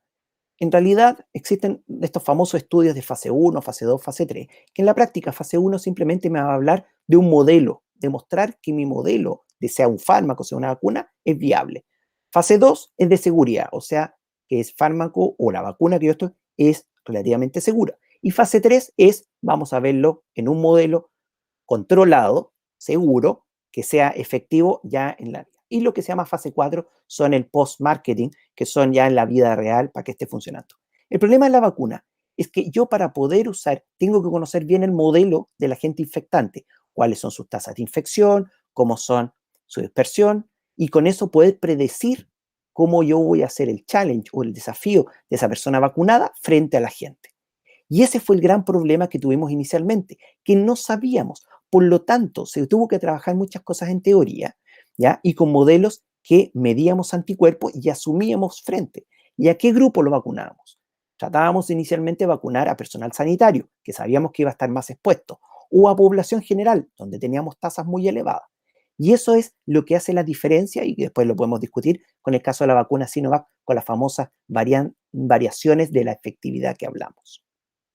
¿Qué vacunas estas? Es de una tabla de los proveedores sanitarios de atención primaria en Estados Unidos, que ellos tienen ya autorizada la de Pfizer o Biotech, ya la Moderna, AstraZeneca y la de Johnson & Johnson. Y vean que ellos hablan de efectividad desde un 70%, 95%, 94%, 70%. Entonces uno diría, me quiero ir con la de 95%. Pero depende ¿qué es lo que estamos definiendo como eficiencia o efectividad? Porque depende en qué población yo lo probé y cómo lo estoy haciendo. Y repito, llevamos un año de infección, llevamos 6 meses de estudio, por lo tanto llevamos poco tiempo. Esta es otra de otros proveedores en que también hablan, ¿ya? Y tienen ciertas características y todo. Ahora, ¿qué mitos? Por honor al tiempo, me interesa. Chile compró las más baratas. Compramos las chinas porque era lo que había. Cuidado, la vacuna Sinovac, y estos son datos desde afuera, no estoy diciendo de Statista, que es una ONG internacional, no es la más barata, 25 euros cada dosis. La Moderna es la más cara. Piense que Pfizer es más barata que Sinovac, ¿ya? ¿Por qué usamos nosotros Sinovac? Porque en realidad Chile, con el Ministerio de Salud junto con el Ministerio de Tecnología, hicieron un joint venture, hicieron un task force, un grupo de tarea, y revisaron todos los protocolos y pidieron incorporarse en esos protocolos con la participación del gobierno. O sea, nosotros podíamos decidir si, cuándo suspender un protocolo o participar. Y Sinovac, estadísticamente, era el que proveía más seguridad. Ahora, Sinovac no es un laboratorio nuevo, es un laboratorio que Chile ha comprado hace mucho tiempo vacunas, principalmente hepatitis A y las vacunas de influenza, ¿ya? Estos son los costos que está pagando Estados Unidos por su vacuna. Pfizer, $20, Moderna, 15, ¿ya? Johnson, o sea, no estamos comprando la más barata. ¿Qué países aseguraron las vacunas? ¿Y cuántas vacunas per cápita? ¿Ya? Piensen que nosotros, acuérdense que estos son compromisos de compra, no lo que se ha comprado. Y Chile fue uno de los países que comprometió mayor cantidad de vacunas y hemos sido los que hemos comprado más. Piensen de que Estados Unidos está bastante más abajo. ¿Cuáles son los que han vacunado mayor número? Nosotros aparecemos con 73,8%, pero esa es una dosis nada más. Y no necesariamente cualquier vacuna. Y esto explicar simplemente, ya no da tiempo, ¿qué es el COVAX? COVAX es simplemente un fondo entre ONG, Naciones Unidas y gobiernos para que los países que tienen menos recursos puedan también tener acceso a vacunas. Y que más está aportando en este momento es Estados Unidos y después Alemania. Chile participó en una pequeña porción, pero también vamos a recibir una porción. Pero aquí uno no elige qué vacuna es, sino que generalmente están siendo la de AstraZeneca o algunas otras. Mito, somos el mejor país vacunando. En realidad no es tan así. O sea, si comparamos con los israelíes, nos están ganando. Nosotros tenemos 27,6% de nuestra población, eso el 19 de abril, vacunado con 2 dosis. Vamos mejor que otros países. Bahrein nos está igualando. No, pero Bahrein es un país que es más chico que la quinta región. O sea, tenemos que ir comparando. Inglaterra, que ha hecho un gran esfuerzo, son 60 millones, pero llevan casi un 14%. Nosotros llevamos aproximadamente un 38% de este momento. Esto es una presentación de hace 2 semanas atrás. Pero la gran mayoría de las vacunas que estamos colocando es la CoronaVac, la de Sinovac. Pfizer, que llegó en pequeñas porciones inicialmente, se priorizó al personal sanitario y ahora se está priorizando para embarazadas, que vamos a verlo un poquito más adelante. Por lo tanto, nuestra cobertura no está tan buena. 23%, nos falta todavía. Vamos bien, o sea, estamos ya 5 millones de dosis, no es un número pequeño, pero nos falta todavía, ¿ya? Para poder decir, no vamos a salir. Pero vean acá, y esto me interesa, vean los grupos que mejor cobertura han tenido. Son los adultos mayores. Y eso, siempre lo digo, los adultos mayores nos dieron un ejemplo en Chile de civilidad y espíritu sanitario. Fueron a vacunarse en forma ordenada, todos se han vacunado, ¿ya? No hubo ninguna queja. Y los menores de 50 están dando jugo, por decirlo en buen chileno, porque están ocupados, no tienen tiempo, es que no pueden, cosas así. Ha sido súper retrasado en esa población. Y esto simplemente en la región de Valparaíso. Lo mismo que ocurre a nivel nacional. Vean, los de 40, 34%. Estos son datos hace 2 días atrás. Ahora, ¿qué datos tenemos nosotros para la vacuna de CoronaVac? Que es la que estamos utilizando en China. Y estos los temas de porcentaje. La vacuna, los primeros estudios que se hicieron en Indonesia y Turquía hablaban sobre un 90% de efectividad, que fue hecho en la población general. Los estudios que se hicieron acá en Chile fue en personal sanitario, al igual que en Brasil. Por lo tanto, una población de mayor riesgo, que tiene una mayor probabilidad. Y por lo tanto, los rendimientos no fueron 90%, fue un 67% en probable. O sea, significa que un 67% no se infectó teniendo todo el riesgo de poderse infectar, ¿ya? Por lo tanto, se infectaron solamente un 33%.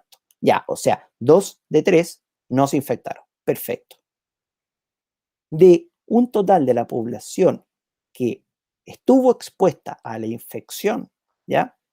Que estuvieron, 85% no se llegó a hospitalizar. O sea, le vino un cuadro leve, exacto. Y de esos que ingresaron a la UCI, fueron un 10 o un 11%. Y por lo tanto, de ese grupo que llegó a morir, ¿ya? Dentro de todo este grupo, fue un 20%. O sea, mirándolo al revés, para poder entender el concepto. Por lo tanto, cuando me dicen 67%, pero es que es súper mala, en realidad no. Esa es la misma tasa efectiva que tenemos con influenza estacional de todos los años. Por lo tanto, cuando hablamos de 80% prevenir la muerte, es que de 100 personas que hubiesen muerto por COVID-19, 20 lo harán si están vacunados.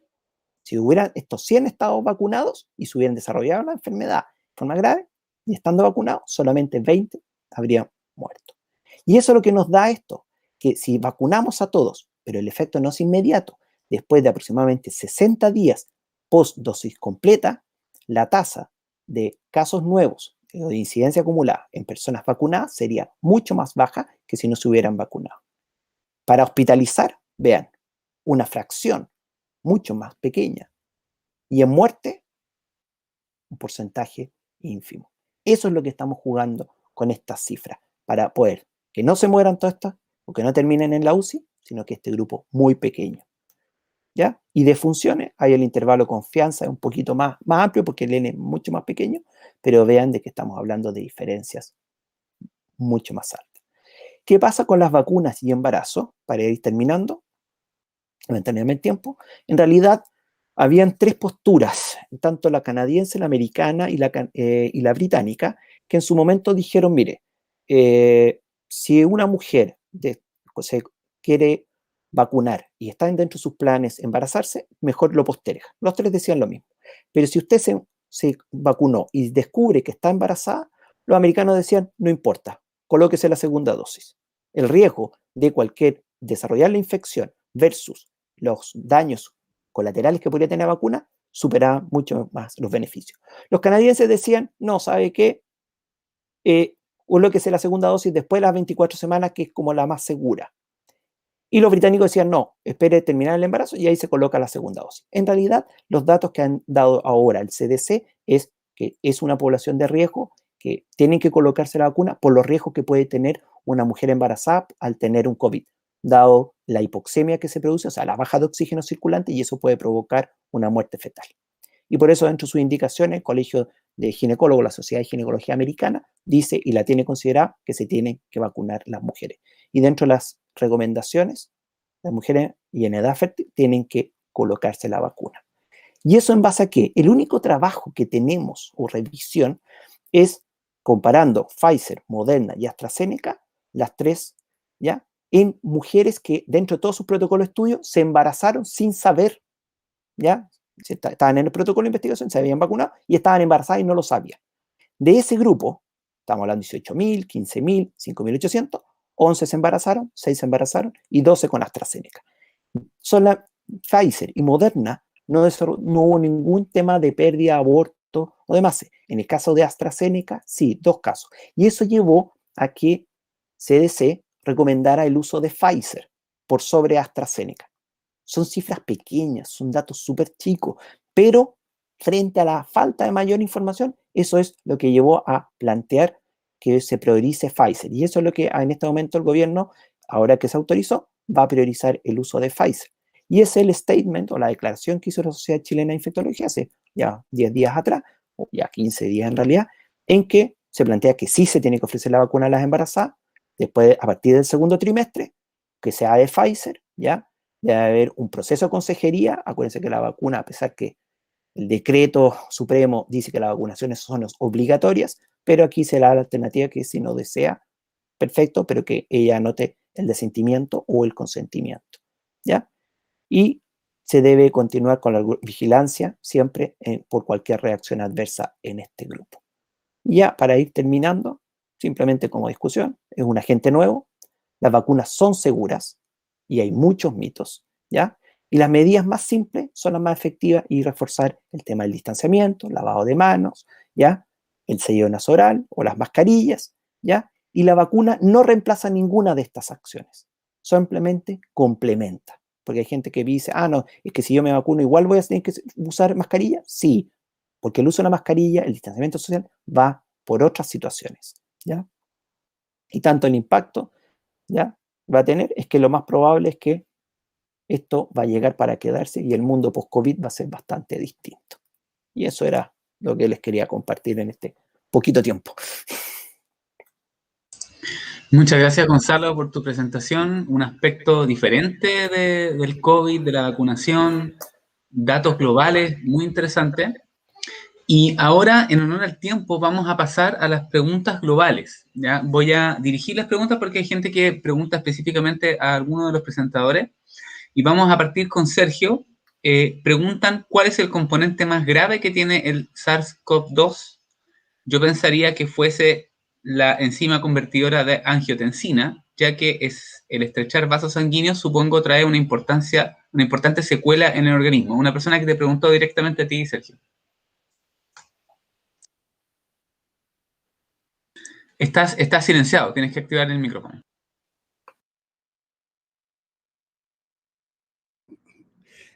Sí, es importante.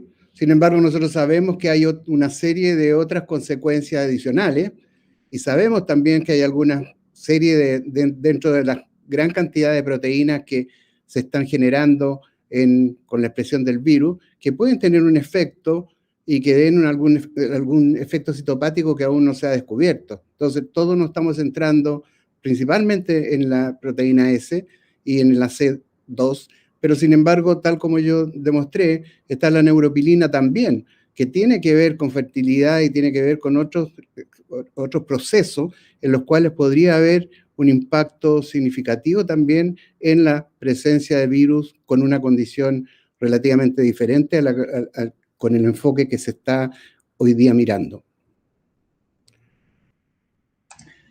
Gracias, Sergio. Hay dos preguntas yo creo que para Gonzalo. No sé si son dos preguntas cortas, creo. Así que las voy a hacer seguidas. Una es si hay que vacunarse aun cuando una persona ya se contagió por COVID-19, que yo creo que es una pregunta bastante reiterada. Y la otra es si una persona alérgica puede o no vacunarse. A ver, la primera pregunta, eso lo dice la norma y todas las recomendaciones, sí, tiene que vacunarse. La inmunidad que queda post-COVID, no tenemos claro qué tan efectiva es y por cuánto tiempo dura. También podemos decir el tema de las vacunas, pero sabemos que por lo menos va a dar una cobertura cercana a los 12 meses, hasta ahora, los datos nos dicen eso. El tema de la alergia, en realidad eso es como cualquier fármaco, que si hay antecedentes de reacción anafiláctica al mismo grupo o al mismo característica de fármaco, o sea, vacuna, se tiene que evitar. Ahora, ¿qué fue lo que ocurrió? Es que cuando se comenzó la vacunación con AstraZeneca en Inglaterra y con Pfizer, hubo un reporte a la semana de un par de casos de reacción anafiláctica. Los reportes nacionales, tanto con Sinovac como Pfizer, no han habido ninguna reacción anafiláctica. Sí hay alrededor de 70 casos, con todos los millones de dosis, de reacciones cutáneas, pero una persona hay que analizar muy bien qué reacción anafiláctica tuvo. Muchas veces dicen, no, es que soy alérgico a la penicilina, es que soy alérgico a la aspirina, a la dipirona, y eso no tiene nada que ver con la composición de las vacunas. Nada que ver. Gracias, Gonzalo. Una pregunta para Luis. ¿Cómo es que si tenemos tantos tipos de inmunidad, es que hay personas que se vuelven a contagiar, se reinfectan con COVID-19? ¿Qué es lo que no está funcionando? La respuesta más inmediata que habría que dar que lo que no le está funcionando es su sistema inmune. Porque lo que pasa es que hay muchas... para que te infectes o para que adquieras una patología, hay un equilibrio entre el patógeno y sus mecanismos de evasión de la inmunidad y la inmunidad del individuo que sea eficiente. Todos estos receptores que yo les muestro o todos los tipos celulares que ahí aparecen, cada individuo tiene poblaciones distintas. Cada individuo expresa niveles distintos de estos sensores, por ejemplo, de TLR7. Una respuesta podría ser, te puedes contagiar con mucha facilidad si tu sistema sensor está menos preparado, y esto puede estar relacionado con la menor expresión de de los sensores en el sistema de inmunidad innata. Luego, cuando pasamos a la parte de inmunidad adaptativa, la explicación está porque justamente en estas moléculas del complejo mayor de histocompatibilidad existe lo que se llama el polimorfismo. Y el polimorfismo del MHC permite que algunos individuos respondan muchísimo mejor ante un agente extraño y otros individuos que responden de menor manera porque su capacidad de reconocimiento de estos péptidos antigénicos está más restringida. Entonces, es una característica biológica del individuo el que tenga una mejor o peor inmunidad. Entonces, indiscutiblemente, ahí hay un problema inmunológico y si genéticamente el individuo, es decir, a nivel de MHC, está bien preparado, entonces el problema puede ser más bien fenotípico, puede ser ambiental. No olviden nunca que el estrés, por ejemplo, y estamos viendo una situación para un número muy elevado de la población de estrés, porque hay problemas de estabilidad laboral, problemas asociados al encierro, todo ese tipo de cosas que produce estrés. El estrés es inmunosupresor. Y por lo tanto, todos estos procesos bajan en su eficiencia y por lo tanto puede que haya individuos que por una constitución biológica podrían enfrentar mejor al patógeno. Resulta que no lo hacen porque al encontrarse estresados, al subir el corticoide, los corticoides son tremendamente inmunosupresores y afectan mucho a los macrófagos y las investigaciones del último paper que les mostré le dan mucha importancia a un sistema de los macrófagos que sea eficiente en responder contra el virus. Gracias, Luis. Aquí hay una pregunta que no sé quién quisiera responderla, que dice, ¿cuál es la modificación que presenta el virus en su segunda versión y por qué, en teoría, la vacuna actual no sería eficiente ante esta? Saludos a los presentadores.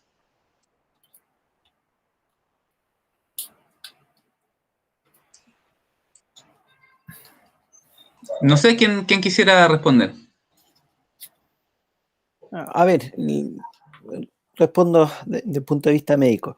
A ver, lo que pasa es que el tema de las mutaciones hay que ir viendo las variantes que están apareciendo y cuáles son. Y a qué epítopes se están formulando las vacunas. El problema es que cuando se partió elaborando todas las vacunas, voy a decirlo de una forma muy práctica, no se tomó mucho en consideración la proporcionalidad de variantes. Se buscaron generalmente hacia las proteínas spike, que eran como lo más constante, pero algunas variantes han llevado algunas modificaciones en esos sectores y es lo que se está estudiando en este momento y todos los protocolos de investigación, tanto de Astra, de Pfizer, Moderna, incluso Sinovac o Coronavac, están en este momento haciendo los challenges de ver cómo responderían en modelos inicialmente en fase 2 frente a estas otras variantes. Pero es una carrera, no voy a decir, a lo mejor se van a enojar los otros opositores, pero contra el tiempo. Y ya media perdida, porque las variantes nos van ganando. Entonces estoy tirando al challenge y ya tengo la respuesta cuando me han aparecido 2 variantes más. Y uno lamentablemente tiene que basarse en respuestas poblacionales. Todavía no tenemos el número suficiente de vacunados para que podamos ir encerrando y se vayan formulando nuevas variantes. Pero una visión más clínica la mía. No, pero coincide con la visión más científica, porque esto es una cuestión de que no existen los ensayos suficientes. O sea, no se puede llegar a afirmar que una vacuna protege menos, porque desde este punto de vista, las vacunas que son los virus atenuados tienen un repertorio de antígenos y de epítopes mucho mayor que las vacunas que son de antígenos, antígenos únicos. O sea, cuando solo se inmuniza Spike, se está restringiendo a que se produzcan anticuerpos anti-Spike. Ahora, Spike tiene más de un epítope, más de un sitio capaz de ser reconocido por los anticuerpos, y el individuo que lo vacunan tiene capacidad, o sea, vuelvo a lo mismo, los que tienen un mejor procesamiento antígeno vía MHC, va a haber algunos que produzcan anticuerpos contra, por decir un número, 10 epítopes de Spike y otros van a producir contra 5. Resulta que ese individuo que produjo contra 5, ante la aparición de una variante, está menos protegido. Pero el que produjo 10, porque su biología es mejor, está en mejores condiciones porque cabe la posibilidad de que las variantes no van a variar en esos 10 epítopes. Va a variar en algunos de ellos. Podría no variar en ninguno. Entonces, afirmar que una vacuna u otra es mejor o afirmar que la no vacuna, repito la fase anterior, afirmar que una vacuna u otra es mejor, eso no se sabe hasta que no se verifique. Y como les digo, no solo depende de la vacuna, sino que depende también de la capacidad del individuo. O sea, si se hiciera un análisis de antiepítopes que desarrollan los individuos en toda la población vacunada, nos vamos a encontrar con una gran sorpresa. No todos están produciendo los anticuerpos idénticos, si somos organismos distintos. Yo quisiera complementar también que el grado de complejidad que tienen estas proteínas es extraordinariamente alto. Primero que nada, el trímero que se forma para poder hacer la conexión entre la proteína S con su trímero con AC2 tiene varias configuraciones posibles. Y por lo tanto, estas mutaciones no solamente están alterando o favoreciendo de alguna manera la capacidad, como se ha dicho, de infectar, sino que también está exponiendo epítopes diferentes y por lo tanto la capacidad protectora puede variar significativamente. Y desde el punto de vista molecular hay 12 alternativas en que se forma el trímero para poder insertarse en el AC2. Y eso es extremadamente complejo ahora, poder entenderlo, con el análisis relativamente, a mi gusto, bastante primitivo que tenemos todavía de las variantes. Porque, de nuevo, vuelvo al tema de que la población que se está generando por una infección, ¿cierto?, está sujeta al concepto de cuasi especie, que son bastantes variantes diferentes que luego uno se estabiliza, y eso aparentemente fue lo que pasó entre el MERS y el SARS-CoV-2, y por lo tanto nosotros podemos tener una serie de elementos de variantes heterogéneas que están generando a lo mejor diferencias entre la capacidad de respuesta inmune. Y el hecho de que muchos de nosotros tengamos anticuerpos protectores para el SARS-CoV-2 es porque hemos estado expuestos a otros virus del resfrío común durante mucho tiempo. Entonces, eso también puede ser una componente que enmascara verdaderamente cómo se trata de solucionar el problema o encarar el problema. Bien, tenemos muchísimas preguntas. Vamos a tratar de filtrar y seleccionar algunas por simplemente en honor al tiempo. Acá hay una pregunta que creo que es relevante, que es sobre si hay alguna investigación sobre mujeres que están amamantando y que se vacunan. O sea, el efecto de la vacuna sobre mujeres que están en periodo de lactancia. A ver, voy a contestar eso haciendo un símil con otras vacunas. Con el caso de Bordetella pertussis, la de Coqueluche, el objetivo de vacunarla después de las 24 semanas es para que la madre esté produciendo anticuerpos y le pase anticuerpos a través de la lactancia al recién nacido. Ahora, si una mujer está lactando en ese momento, está dando pecho, y se coloca la vacuna, en verdad la vacuna no va a pasar por la leche materna, pero sí los anticuerpos que ella va a formar se los va a pasar al hijo. Y eso es un beneficio. No es algo malo, al contrario. Y ese también es el mismo espíritu de colocar la vacuna de influenza estacional en todos los años a las embarazadas, ¿ya? Por lo tanto, estamos inmunizando con una vacuna a 2 o 3 si son mellizos.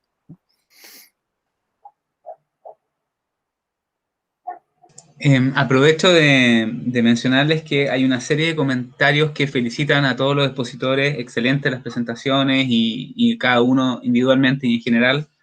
Agradecen los datos que han mostrado y sus presentaciones. Aquí hay una pregunta que hace referencia a lo siguiente. Considerando la posibilidad de los distintos tipos de vacunas, ¿hay alguna que a priori podría ser más efectiva si está en uso en Chile? Bueno, yo ya di mi opinión antes como inmunólogo. Pienso que podría ser más efectiva aquella que sea multiantigénica, por el tema de la protección, de las probabilidades con respecto a las cepas, etc. Pero hay otras que no son, o sea, que solamente portan un antígeno, por ejemplo, la de Pfizer. Pero estas vacunas que tienen tecnología del ARN son súper buenas porque ayudan a estimular la inmunidad no solo por la producción del antígeno, sino también por la activación de las vías de señalización de lo que sería la respuesta antiviral, porque el propio ARN viral es un estímulo que la otra podría no tener. ¿Ya? Yo creo que de todos los tipos de vacunas, tal vez la que es menos atractiva es la que solo constituye un antígeno solo, sin tener elementos que activen el sistema inmune. Yo creo que por allí puede ir, pero eso es lo que pienso. A ver, yo creo que nos faltan datos para poder decir cuál es mejor, cuál es peor. A lo mejor si nos sentamos acá en un año más, vamos a tener a lo mejor 100 papers, 200 papers que nos van a poder decir esta es mejor, esta es peor, cosas así. Como nos ha ido cambiando la evolución. Ahora, también depende de la vacuna en qué escenario lo estamos haciendo. O sea, en este momento en que estamos en plena pandemia, en que tenemos una enorme cantidad, todo es bienvenido. Y a veces se van a reír con un ejemplo muy torpe, pero que yo lo hago con los alumnos para que entiendan. Si yo quiero llegar desde 1 Norte a 15 Norte al mall, me da lo mismo subirme un Geely, subirme un BMW, subirme un Mercedes, a un Audi, a un Fiat, da lo mismo. Voy a llegar al mismo tiempo y me van a tocar los mismos tacos y los mismos semáforos rojos. Si yo quiero llegar a Iquique, ahí voy a querer ir en un auto más cómodo. En este momento queremos llegar a 15 Norte. O sea, en este momento cualquiera sirve. ¿Ah? Creo que en 3 años más, cuando ya tengamos mayor información, ahí vamos a querer llegar a Iquique y vamos a usar el auto más cómodo, más seguro, con climatizador, con todas las cosas. ¿Ya? Sí, ahí realmente a mis alumnos les queda un poquito más claro, porque en este momento todo nos sirve, mientras sea seguro, obviamente. A lo mejor se van a ir cayendo, ahí tengo mi reserva con la de Astra, pero por un tema metodológico de los estudios, ¿ya? Y que es otra cosa, hay que sentarse y revisar los papers, que a veces no son tan fáciles de leer para poder entender la estadística que está detrás. Muchas gracias. Aquí hay una pregunta de qué pasa si se contagia a una persona a los pocos días luego de la primera dosis, si debe vacunarse o debe esperar. A ver, una persona que recién se coloca la primera dosis no ha montado ninguna respuesta en ese momento, está todo en el proceso, ahí el profesor Mercado sabe, ahí puede explicar mucho mejor, pero esa persona mientras esté con todo el COVID en desarrollo, obviamente, primero que nada la vacuna no va a ser tan efectiva porque todo su proceso inmunitario inflamatorio está desencadenado, por lo tanto la efectividad va a ser bastante marginal. Y segundo, es un tema de reacciones adversas, que generalmente con vacuna uno es bien propenso a ser un poco exagerado, y por lo tanto uno generalmente posterga la colocación de la vacuna hasta 15 días después de haberse dado de alta del COVID, exactamente para limpiar todo eso y si hay un fenómeno de alergia o cualquier, tener claro que es por eso y no por una mezcla con el COVID. Yo quería agregar que justamente, tal como dice Gonzalo, la proximidad puede ser riesgosa desde el punto de vista que puede haber una hiperreacción y una... Ahora, esto es azaroso, o sea, puede estar infectado, o sea, vacunado, idealmente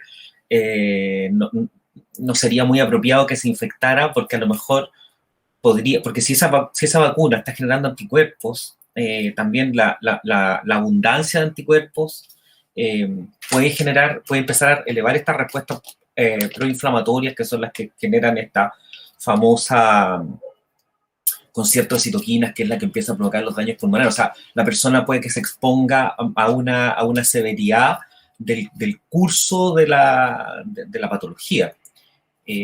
Quería agregar algo a lo que antes también contestó Gonzalo respecto de si una persona ya, si es un recuperado de COVID, si hay que vacunarse o no. Justamente la recomendación es de la vacunación porque se desconoce el tiempo de protección que le va a dar esa vacunación natural, que en el fondo es el haber estado infectado. Pero tampoco quisiera que quede esta idea de que el sistema inmune está un poco debilitado frente a este patógeno, porque no, es como responderíamos a cualquier otro patógeno. Y hay capacidad, lo que pasa es que en este momento, como hay mucha información, pero claro, es una cuestión que depende del tiempo. O sea, si las vacunas empezaron a fines de diciembre, principios de enero, es que estamos en 5 meses. Entonces, ¿con qué vamos a comparar? Y hay estudios que hablan de hasta 6, 8 meses, porque tampoco ha habido más tiempo en la realización de los estudios de personas que son recuperadas de COVID y que persiste su nivel de de IgG plasmática o de actividad incluso en el recuento de algunos linfocitos T. Entonces, claro, hay protección, pero ¿por qué se recomienda vacunar? Porque ante la duda, como no sabemos si va a seguir hasta alcanzar un año por lo menos, es que se recomienda. Bien, voy a hacer la última pregunta. Yo sé que aquí nos vamos a salir un poco de lo estrictamente inmunológico o molecular, pero creo que sobre todo para el público que nos está viendo es muy relevante. Y me gustaría su opinión, ¿ya? Que tiene que ver con ¿cuáles creen ustedes que son las proyecciones para el segundo semestre respecto al confinamiento, respecto, por ejemplo, a la posibilidad de actividades presenciales como clases en la universidad o en los colegios, y retomar de a poco esta vida prepandemia, que por supuesto yo entiendo que no va a ser jamás exactamente igual, pero en el fondo, ¿qué creen ustedes? ¿Cuál es su proyección de acuerdo a los datos que tenemos hoy en día, el proceso de vacunación para el segundo semestre? Yo quiero decir una sola cosa. Aplico un concepto que usan mucho los gringos. Wait and see. Espérate y veamos. Yeah. Nosotros tenemos un problema, el que estamos aprendiendo recién, entonces no nos podemos dar de eruditos al respecto y tenemos que seguir manteniendo las condiciones de protección. Y ahora, la prepandemia no va a ser nunca igual a la pospandemia, porque vamos a necesitar tener una actitud diferente frente a este problema, porque el virus llegó para quedarse. O sea, yo siguiendo con esas mismas palabras, tomar 2 puntos. Primer punto, todos los que predicen se equivocan. Eso es la única seguridad que tengo, que todas las predicciones que he escuchado, la gran mayoría se han equivocado. Y la segunda cosa es que esto es un fenómeno que va a ser un fenómeno histórico, va a ser equivalente a la Segunda Guerra Mundial. El mundo pre-Guerra Mundial fue muy distinto al post-Guerra Mundial, y va a haber un tema desde político, sanitario, a nosotros desde el punto de vista médico, nos ha cambiado la forma de trabajo, la forma de enfrentar, que diría hasta el VIH no nos impactó tan fuerte como esto. Entonces, como dicen, va a ser muy distinto. Ahora, que el segundo semestre vamos a tener menos casos, no lo sé, depende hasta temas políticos, temas sociales, cuánta la gente quiso vacunarse, no se quiso vacunar, cómo se toman. Hay muchas variables. Yo, en mi opinión, creo que en un mundo ideal, si tenemos un alto nivel de vacunación, especialmente si vamos bajando hacia la población no es más desobediente, por una cuestión estadística, lo que la vacuna en este momento no está asegurando que no te infectes, pero sí lo que permite es que evitar llegar a las partes más complicadas de la patología. Al fin y al cabo, esta patología, ¿por qué ha causado el revuelo que ha causado? Porque ha habido que cuidar a la población de evitar que sature el sistema de camas UCI. Y ese es el problema. Entonces, pensando que la vacuna ayuda a atenuar esto, indudablemente que con la vacuna presente no me cabe duda que hacia el segundo semestre esos aspectos van a haber mejorado, pero probablemente el número de casos, sobre todo si se bajan las cuarentenas, no va a ir disminuyendo de manera tan rápida como sí creo que va a disminuir el número de casos más graves, tal como se ha visto en estos primeros casi 4 meses de vacunación de la población mayor, que lo mostró Gonzalo en su gráfico, lo vimos en la presentación de Alexis Calergi hace unos días atrás.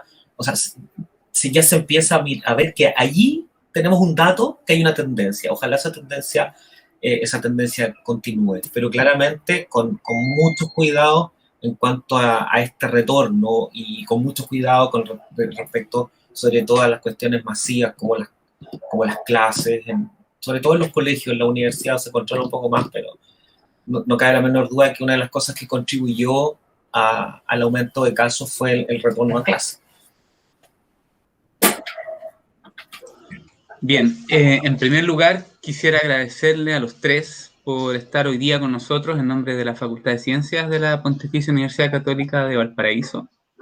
Las 3 presentaciones fueron muy buenas, muy claras, y yo creo que abordamos distintos aspectos de de esta enfermedad y de su tratamiento, de su vacunación y sus efectos inmunológicos. Y también quisiera agradecer al público que ha estado en vivo. Lamento no haber podido leer todas las preguntas, pero en honor al tiempo y respetando también el tiempo de cada uno de los presentadores, vamos a llegar hasta aquí. Así que un gran saludo, muy agradecido de que estén con nosotros hoy en día y hasta una próxima ocasión. Muchas gracias. Muchas gracias. Gracias. Chao, que estén bien. Chao. Y a todos y todas, gracias por estar con nosotros en el canal de YouTube. Y seguiremos nuevamente en una próxima ocasión con otro seminario que avisaremos por nuestras redes sociales.